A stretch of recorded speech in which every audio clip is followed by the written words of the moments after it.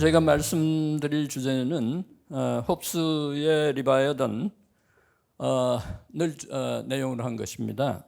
토마스 홉스는 마키아벨리와 더불어서 근대 정치 철학을 연 대표적인 정치 철학자로 널리 인정받고 있습니다.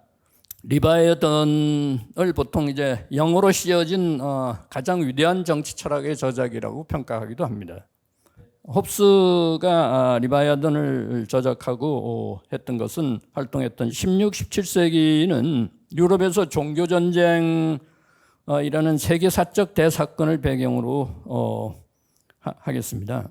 정치 철학에서의 대변화뿐만 아니라 철학, 수학, 물리학 등 거의 모든 지적 학문적 영역에서의 혁명적 변화가 일어났던 시기이기도 하겠습니다. 이 텍스트 자체가 굉장히 방대한 내용을 담고 있는데 일부는 인간론이고 일부는 정부론 또는 정치론 그리고 3부와 4부는 종교에 관한 것입니다. 1부와 2부에 대해서만 이제 오늘 강연을 내용으로 하려 합니다. 그럼 내용으로 들어가서 리바이어탄의 아웃라인에 대해서 말씀을 드리려 합니다. 근데 홉스는 이 방법론에서 완전히 물리학과 수학 그리고 그 가운데서 특히 기하학을 이 정치학 방법론의 중심적인 방법론이어야 한다라고 생각했던 이론가입니다. 홉스는 지식을 두 종류로 나누어 가지고 한편으로는 수학, 다른 걸로 반대편은 이제 교조적인 것으로 구분해 가지고 수학이 진정한 학문인 까닭에 진정한 학문인 이유는 오직 형태와 운동을 다루는 것이기 때문에 이거는 누군가의 이익과 관여하지 않고 그렇기 때문에 논쟁거리가 되지 않고 논란을 불러온 소지가 없어서 이게 최고의 방법론이 돼야 한다 이렇게 생각했습니다. 그래서 이 홉스는 도덕을 다루는 학문이 후진적이 됐다고 보는 거죠. 이 리바이어탄의 이제 핵심적인 이제 그 문제는 이제 이 사회 계약을 통해서 자연 상태에 있는 인간이 사회 계약을 통해서 이 자연 상태를 벗어나서 시민 사회를 구성해서 주권자라고 그럴까 리바이어탄이라고 하는 이 뭐라 그럴까 하여튼 아주 압도적인 이 권능을 갖는 이런 인조인간을 창출해 가지고 이건 뭐 주권 국가에 대한 하나의 뭐 메타포라고 그럴까 비유라고 볼 수가 있겠습니다. 그래서 이 국가를 찬성해서 창건해 가지고 이게 이제 평화를 이제 건설하는 이게 전체적인 구도인데 이 시작이 처음에 이제 을 하기 위해서는 설명을 드리기 위해서는 처음에 인공으로 만든 인간으로부터 시작을 하는 게 좋을 것 같습니다. 리바이어탄 일부 인간에 관하여라고 하는 이 서론 첫 문장에서 이제 단도직입적으로 본격적으로 자신의 어떤 문제로 들어갑니다. 그래서 자연은 하나님이 세계를 창조하여 다스리는 기회이다. 이 자연을 인간의 기회로 모방하면 여기에서 보는 바와 같이 하나의 인공동물, artificial animal, 리바이어탄이죠. 을 만들어낼 수도 있다.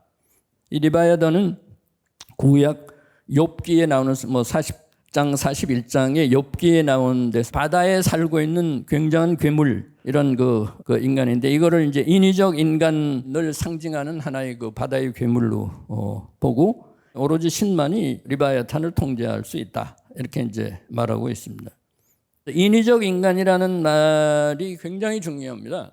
아리스토텔레스 정치학과 완벽하게 대척점을 이루는 언명이기 때문에 중요합니다.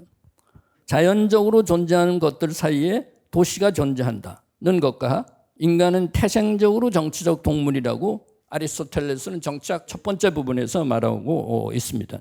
그런데 이제 인위적 인간이라고 하는 것은 아리스토텔레스의 이 기본 명제 출발점하고 이제 처음부터 정반대를 천명하고 있는 것을 볼 수가 있는 거죠.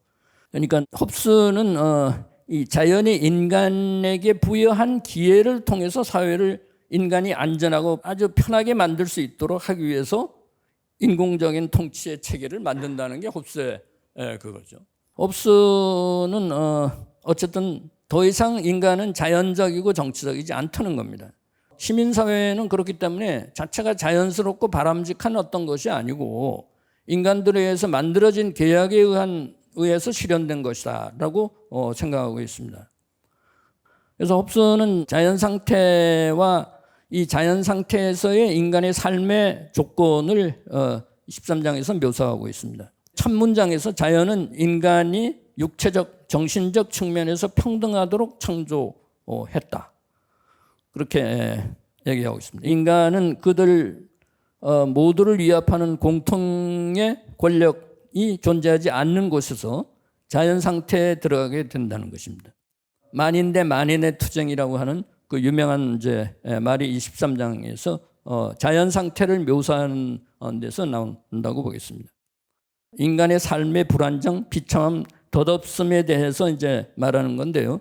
이렇게 하여튼 자연 상태에서 만인 대 만인의 투쟁 상태를 그렇게 전제하고 특징 지어놓고 본다면 이러한 상태에서는 성과가 불확실하기 때문에 근로의 여지도 없고 토지나 경작이나 해상무역, 편리한 건물, 무거운 물건을 운반하는 기계, 예술이나 학문도 없으며 사회도 없다. 끊임없는 공포와 생사의 갈림길에서 인간의 삶은 고독하고 가난하고 험악하고 잔인하고 이 표현은 가장 많이 인용되는 것을 볼 수 있습니다. 홉스의 리바야탄 중에서. 그런데 이런 자연 상태에서 어떻게 인간이 살 수가 있느냐 나오는 것이 이제 올바른 이성의 처방이 되겠습니다. 상당히 수단적 어떤 그 도구적 방법론을 생각하는 거가 이 홉스가 생각하는 이성입니다. 그래서 이성의 정의라고 할까? 성격이 홉스는 뒤에 이 철학자들이 생각하는 이성과는 의미가 다르다는 것을 염두에 두시면 좋겠습니다. 자연 상태에서 자연권을 향유하는 인간들이 정말 이 전쟁이 필연적이라면 이걸 넘어서야 되지 않겠느냐 하는 이런 그 해답을 이성의 힘을 빌어서 이제 그 해답을 발견하는데 이 이성은 굉장히 도구적인 이성이라는 거죠. 어쨌든 간에 이런 것이라면 그러면 이성이 사람들로 하여금 평화를 추구하도록 처방하고 명령한다. 그런데 자연 상태에서는 이 한 가지 근본적인 문제가 있는 거죠. 누군가가 이 규칙을 위반할 때 어떻게 하느냐. 규칙을 따르도록 강제할 수 있는 충분히 강한 사람이 존재하지 않는다는 것입니다. 그래서 자연법이 효력을 갖도록 만드는 것, 인간이 그들의 열정이 아니라 이성을 따라서 행위하도록 만드는 유일한 방법은 권력의 제도화뿐이라고 하는 이제 그 결론에 이르게 될 수밖에 없다고 봅니다.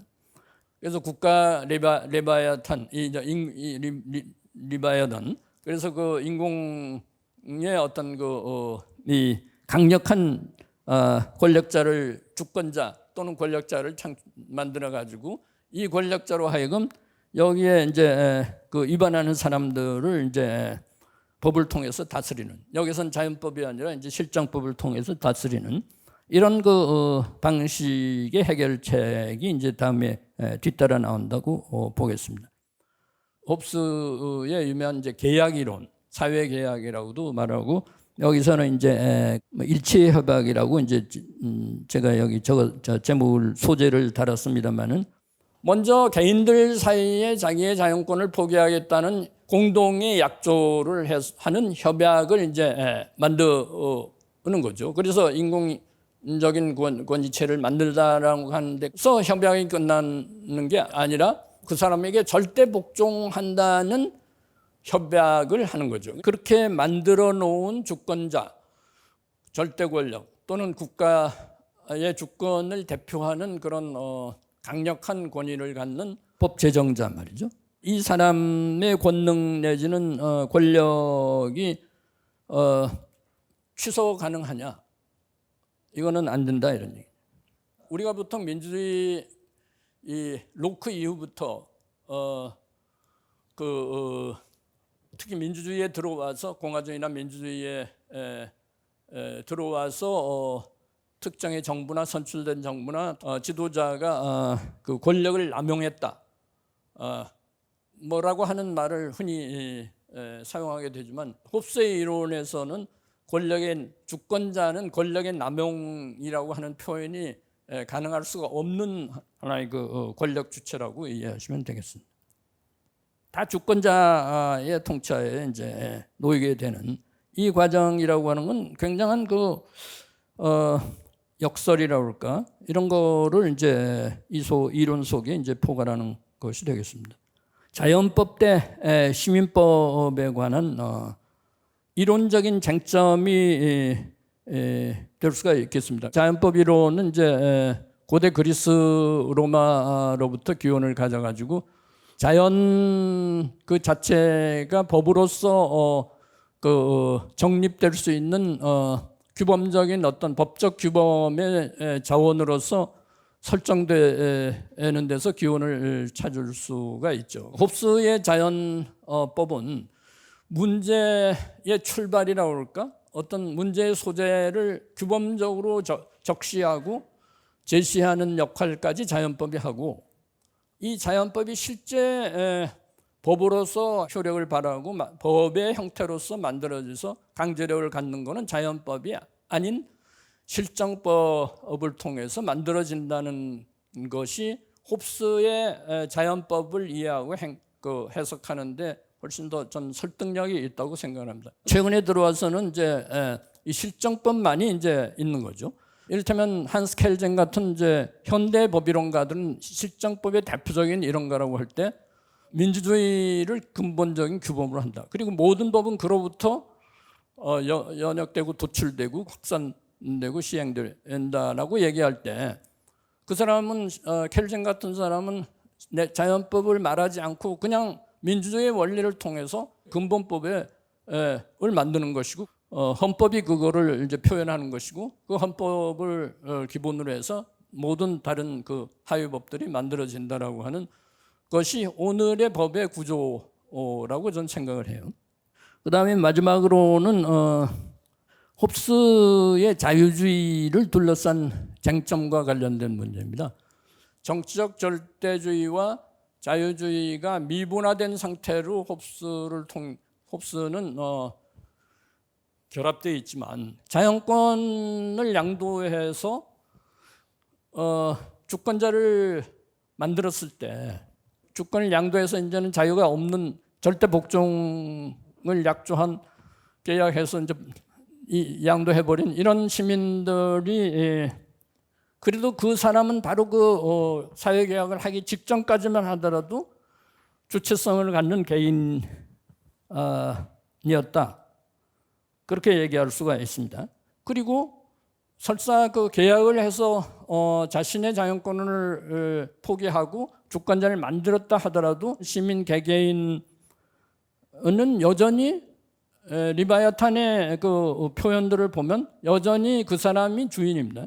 자연 상태에서 시민들이 이양해준 권한과 권력의 대리인이 주권자이기 때문에 이 모든 사태의 발언자로서의 시민과 그거를 이양받은 주권자와의 관계 설정이 그 표현상으로서 아주 그 쉽지 않다는 것을 보여주는 의미다. 이런 이제 말을 16장에서 하고 있어요.